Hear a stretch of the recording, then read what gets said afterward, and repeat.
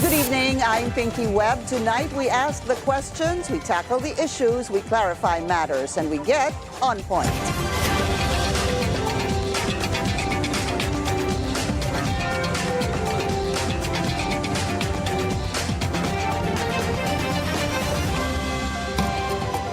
A Russian blogger is now under the custody of the Bureau of Immigration following complaints filed against him for being an undesirable alien. An MMA fighter is not taking his bullying sitting down. Papa Razzi, Papa Razzi, you are my queen. I think this behavior is disgusting, dishonorable, and totally unacceptable.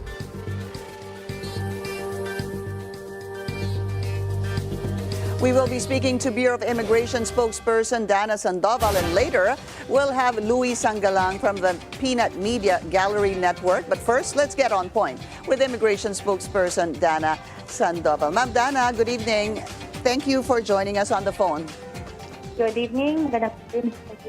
Okay, ma'am, first of all, where is Vitaly Zodrovetsky currently being detained? Yes, now he's detained in our detention center inside Camp Bagong Diwa in Bicutan, Taguig. He will be staying there while the deportation proceedings is ongoing, which was filed against him. So, what charges have been filed against him? On the side of immigration, he has a deportation case for undesirability because when our management saw the acts that he has done inside BGC, which he posted on YouTube, they saw that what he did ticked all the marks of being an undesirable alien. He was a nuisance to the community. He was doing illegal acts. He was committing a crime and was even filming it. So he fell under the category of undesirable aliens. But apart from the cases filed by immigration, what we heard is that the police are also filing cases against him for the activities that he did in BGC. Right. That's actually what I wanted to clarify, Ma'am Dana. No? So apart from the charges he is facing before the Bureau of Immigration, there will be separate charges possibly that will be filed in a local court. Yes. These cases can proceed independently. So he has an immigration deportation case. He also has court cases that are pending. So we cannot implement his deportation yet. We have to wait for the resolution of his local court cases. If the local courts decide that he needs to be jailed in our local jails, like Bilibid or whatever local jail that the court deems appropriate, then he would have to serve his sentence there first before we implement the deportation. So now that the possible cases are still pending, some are possibly pending, he stays with the Immigration Bureau Detention Center in Camp Bagong Diwa. So you're saying that once a case is filed and if a local court issues his arrest warrant, he will be detained in a, I guess, a city jail. Yes, we would have to transfer him to the local jails, and he would have to serve his sentence there. Secretary John Vic Remulla basically was saying that he's going to stay here in the Philippines until all the cases are finalized. So, pending these local cases, sabihin po natin na magkaroon po ng kaso. Obviously, this will have to be heard. And then after that is when the deportation case comes in. Tama ho ba yun? They can continue and proceed independently, but we will not be able to implement the deportation. So even if the deportation case finishes first, if the local case is still not yet completed or the sentence has not yet been served, we would have to wait for that and hold the deportation up until the finality of his case. So he needs to stay here if there is, yes. Number one, obviously a case filed against him. He needs to stay here while it is being heard. And then if there is any conviction, he has to serve that sentence here in the local court. After That's that right, is the only time he can be deported. That's right, because the logic behind it is he have to receive the full effect of justice. If we deport him immediately, then he would be able to escape or evade the crimes that he committed here. Because what he did wasn't just what they call rage baiting or just very annoying videos. What he did were actual crimes that he shot on film, because these weren't just annoying people. It was stealing, it was verbal abuse, it was trespassing. So he might think it's funny, but these are actual crimes that he committed, and he must face the repercussions of what he did. As a last question, Ma'am Dana, maybe just a message or an advice to vloggers who may be going just a little bit too far with their activities. Yes, Ms. Pinky, we are a very hospitable people. The Filipinos are very hospitable, very welcoming to foreign tourists, to our foreign friends who are coming to visit the Philippines, foreign vloggers who post positive or negative things on social media. But of course, we have to make sure that if we go to a country, we follow the laws of the country. We respect the people of that country. Because if we don't, then we would have to face the repercussions of what we are doing and possibly face jail time. Maybe just a quick question. If there were no other cases filed in local courts or pending in local courts, more or less, if it was just a deportation case, how long would that take? The fastest that we've done, Ms. Pinky, is 2 weeks. You would be able to deport in 2 weeks. Okay. And if it was just a deportation case, there's no bail. I mean, he stays in Camp Bagong Diwa, right? Yes, he Until stays he's in Camp deported. Bagong Diwa. Yes, and then once we deport him, he will be blacklisted, so he won't be able to re-enter the country anymore. Maraming salamat po sa inyong oras. Immigration Spokesperson, Dana Sandoval. Thank you, ma'am. Thank you. Good evening. Up next, MMA fighter Louie Sangalang challenges Russian vlogger Vitaly Zdovoretsky. You don't even have to beat me. You just have to survive 5 minutes, and I will personally hand you the $5,000 US. Stay tuned. We have him here. This is On Point.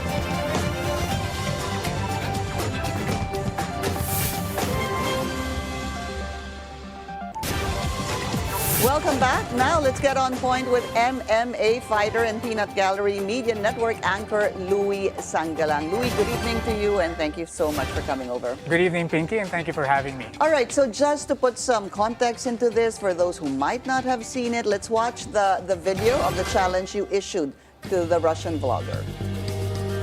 Hi, Vitaly. My name is Louie Sangalang, and I'm going to try to keep this as respectful and as simple as possible. I think by now, millions of Filipinos have seen how you've been behaving in our country. In Boracay, not only did you repeatedly disrespect and bully that man for doing his job, you tried to shut down his business. It's the reclamation stage. So, if we're already there, we're going to be practicing in 5 minutes to understand how to take off the boards using our knees. So this is like most important. Okay? Avoid some accidents, okay? Oh, we still going? Yeah, it's done. Okay, let's go. So knees position is always on this area. Yeah, oh, you want me on my knees? I like this. Knees position. Like that? Okay, how do you want me? Okay. Position. Okay? Yeah. So kneeling position is always on this area. And then how to understand how to play the boards using your knees, so you need to do like leaning backward, Oh, really? Yeah, yeah. forward. Okay, so you want me to like ride you like a reverse cowgirl? Okay. Start like this. Pushing on the front side, Yes. holding on the sides. Yes. Pushing your front. Yeah, yeah, get up, yeah. Yeah, that's what surfing is. I know how to surf. Okay. Let's surf. Give me the remote and let's go. Chad, destroy him. I want him to he's gonna come to my hotel and apologize. Watch, because this is what always happens. A helmet. Don't look like a fucking. Mom, can you go find out for the chat? No, I'm gonna make a lesson out of him. Wii Sports, go leave a Yelp review. 1 star. In BGC, you harassed normal citizens and security guards just for views. Chat, excuse me, madam. I'm gonna fucking rob you if you keep walking away. I want to give you money. No? Okay. Okay, because you got a COVID mask, you liberal fuck. Go get your vaccine. I was trying to give you money, but all right. I have a question for you. Can I give you a kiss? No, I have a question for you. No, yeah.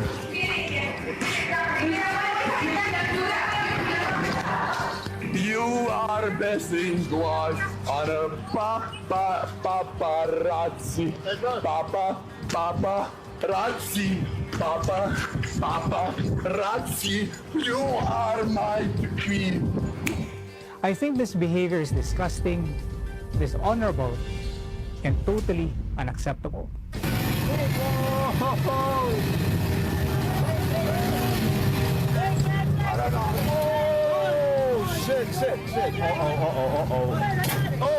Shit. Oh, shit. Shit. Accident.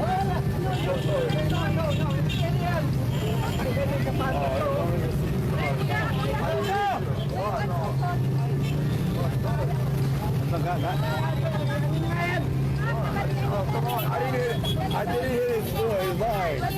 You're money. I didn't hit his door.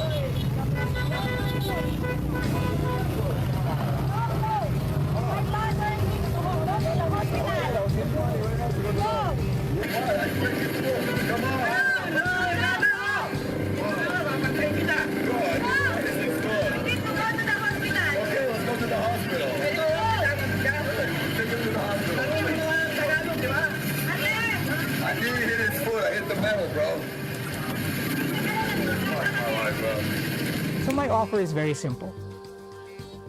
I'm challenging you to an MMA fight. You don't even have to win. You just have to survive one round with me. And if you do, hey, I'll pay you $5,000 or 250,000 pesos.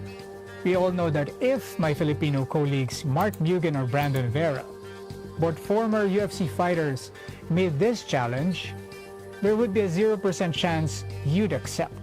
But I'm 5'6" and almost 50 years old. You're in your 30s, ripped and muscular, and probably 70 pounds heavier than me.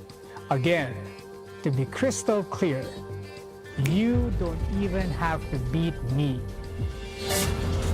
All right, we have Louie here. What actually really made you decide to issue this challenge? Yeah, Pinky, when my team found out about the things that Vitaly has been doing, we got a bit triggered, no? We actually issued the challenge before the Bureau of Immigration apprehended him. So we were one of the first to identify that this person was being disrespectful to a lot of our kababayans. Now, the challenge was made because of two main reasons. The first reason is that we wanted to raise awareness of what he was doing.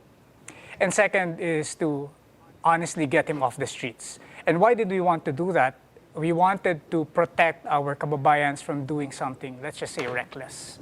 Alam naman natin yung mga Pilipino, medyo mainitin. And we cannot avoid the situation we're in, they would abangan nila tong taong to. And they might have to do something, criminal or illegal. So by reissuing that challenge, we were putting the issue on the spot and for him to respond to us because this guy is after contempt. Is this legal though? I mean, to actually challenge someone to a fight? Well, it's an MMA fight, so it's a mixed martial arts fight. Yes. So that's not illegal. I mean, you can just ask anyone on air, on social media and say, I want to fight you. Challenging someone, I don't think is illegal. I have very limited understanding of the law, but challenging someone is not illegal, at least in our perspective, because we wanted to do this in a sanctioned event. We will not take the law into our own hands. We respect due process, and we commend the Bureau of Immigration for their swift action. That's something, thank you so much to the Bureau of Immigration for doing that. But from our end, before the authorities got wind of him, we wanted to do it in an area wherein, we have control over several variables. And that area would be where? For us, I'm part of an MMA promotion. So we can immediately establish that. Whether he wants to do boxing, kickboxing, mixed martial arts, jiu-jitsu, we have avenues to do that. This guy has actually been fighting in boxing promotions in the US. I see. Yes, I see. he's. You did your research, huh? I did my research because, you know, the guy is like 5'10", 180 pounds. I'm only 140 pounds and I'm 5'6". So definitely I want to understand who I'm fighting. And, you know, understanding him, all the more made me more confident na, you know, itong guy na to, kailangan nating turuan ng humility. Bakit palagay mo kayang-kaya mo siya? Sabi mo nga, di ba, you don't have to win. You just have to survive one round. I guess one round is 5 minutes. He just needs to survive one round? And you That's give him correct. $5,000? Yes. Is that out of your own money? That's out of our pockets, of course. Okay. So we're willing to. The money is not really the issue here. So we can of course shell out that money because we know that it's going to be attracted to a guy like him. Imagine $1,000 for just per minute. Then you get $5,000. Some friends of mine were even willing to pitch in additional thousands of dollars just to get him to, you know, take the bait. So first of all, we think that this guy is driven by clout, driven by attention. Second, he's driven by money. And for us, we have, again, the capability to do it in an environment wherein we can, you know, we have all these sanctioned measures to prevent him from, you know, being fed to the wolves, so to speak. What makes you so confident, Yeah. Lou? You're 5'6". He is 5'6". Yep. He's 140 pounds. This guy is, I don't know, 5'10". He's muscled, he's big, he fights. Yeah. And what makes you think that kayang-kaya mo siya? Miss Pinky, modesty aside, I was an MMA champion for almost 3 years. I was one of the pioneers of the featherweight division in our country. I'm very confident in my skill set. I've competed in boxing and jiu-jitsu, MMA, wrestling as well. And in these kinds of competitions, you know, the size and the weight, well, partly the weight kind of matters, but it's really the size and the competency, no? We are trained to use their weight, their size against them. When you're a professional fighter, you're trained to do that. This guy, although he has fought in a professional boxing tournament, we don't think that he has enough skill sets to be able to So you saw him, you win. watched him, and you don't think he's skillful enough? No, he has the power. Yeah. He doesn't have the So he's endurance. strong. He's strong. But- That's something we have to give to him. Yeah. So he's strong, but you don't think he's skillful enough? No, we don't think so. Aside from that, I think this person, being a bully, hindi siya usually kino-confront eh. Usually bullies like these guys, they don't know pain. They don't know how to tolerate pain. And for us professional fighters, we know how to inflict pain. We know how to make you, let's just say, tap out and surrender. You know, and to teach you also that humility. I think ang bottom line dito is that we are not encouraging people to take matters into their own hands. We're not encouraging them to, you know, to be violent individuals. Sa side lang kasi namin, we're protecting people, we're protecting him, and we're doing that in a very safe environment, or a safer environment and legal environment to that. Now that you brought that up, when I saw the video that you aired, I had known more about it, to be honest, because of your video. Of Yes. course, I saw the ones in BGC. I didn't see the one in Boracay. So there were two in that video. There were two events there in Boracay. One was when he was being taught how to surf. Sorry, was it? It or was kind of maybe- a surfing. It was a special kind of surfing. I'm not lesson, familiar. right? Yes, yeah. And then the other one was a tricycle, and the Yes. rest were in BGC. So you kind of summed it all up, no, in that 4 to 5 minute video. And at some point, I asked myself, would that be the right way to teach the younger generation that you have, as you called him, a bully, and then yayayain mo, daring him, challenging him to a fight? Would that be the right way to confront this It's man? one of the ways to confront someone like him, like a bully, no? In the US, there was a show called Bully Beatdown as well, wherein the bully would be facing yung kanyang victim in a cage, and after that, they would make amends, and, you know, they would resort to, like, moving forward in a more positive way. Diba? Kasi sports, it teaches us discipline, teaches us a lot of good habits. Now, going back to Boracay, I believe that the first objective namin to raise awareness about this disrespectful guy was achieved. No, not a lot of people know about it, and in fact, the owner of that establishment reached out to me to sign a petition, no, and to raise awareness of a petition to deport the guy. The owner of the resort. I think it's called Wii Sports. It's a facility where they teach you all of these activities. So nagsumbong sa inyo? Nag-reach out po siya sa akin personally. And you know, this guy is, I think he's Czech. No? He was mistaken initially for Russian, but I think he's Czech. His name is Nikola. He reached out to me and asked for assistance to sign a petition. So we raised awareness for that petition as well. That's the Petition first thing. to do what? To deport, To deport him as an Vitaly. undesirable alien. Yes, and he also shared some of the actions that he's trying to do, the documents that he's actually filing para kasuhan po si Vitaly. So ako, I'm very proud of the actions that we've taken kasi tapos talaga on the spot yung kabastos at katarantaduhan na ginagawang taon to. How do you, maybe for our kababayans, because, everybody is just on their phones, wherever you walk, they can take a video of you. Yeah. Siguro paminsan, tatawa ka na lang kahit na medyo binabastos ka na kasi maybe we also don't know how to react or even Yes. approach a particular situation. Pero yung ginawa, for example, niya, doon sa nagtuturo sa kanya, teaching him maybe surf lessons in Boracay, I mean, those were a number of instances that he was insulting the Filipino, yung kababayan natin, tapos parang he was also taking it lightly. What I'm trying to say is, how do we learn from a situation like this as individuals na posibleng nababastos na pala tayo? Yes. First of all, I think that Filipinos are very hospitable. Tapos talagang matiisin tayo eh. We're a very benevolent people, no?